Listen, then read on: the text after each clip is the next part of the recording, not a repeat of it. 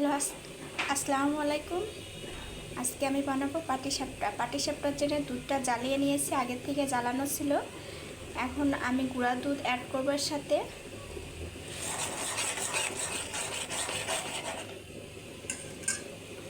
এবার পরিমাণ মতো লবণ,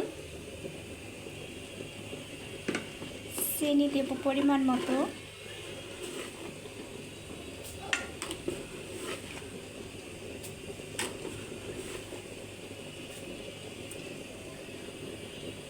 স্বাদ হওয়ার জন্য একটা দারচিনি, একটা এলাচ দিলাম। এই দুধটাকে আমি ভালো করে পাটিসাপটার পুর বানিয়ে নিব, ভালো করে জ্বালিয়ে।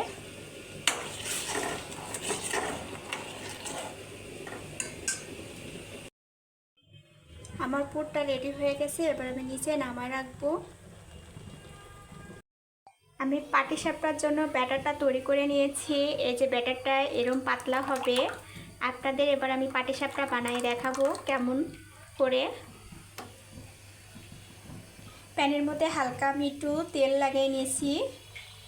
এবার আমি ব্যাটারটাকে দিয়ে দিব।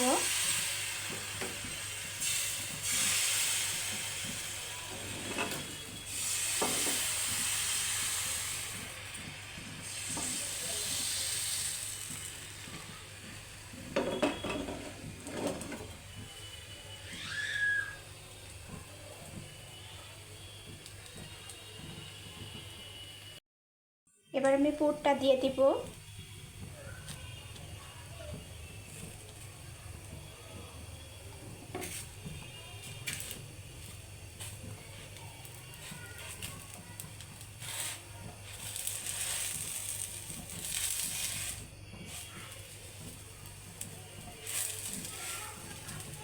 এই যে আমার পাটিসাপটাটা কেমন হয়েছে।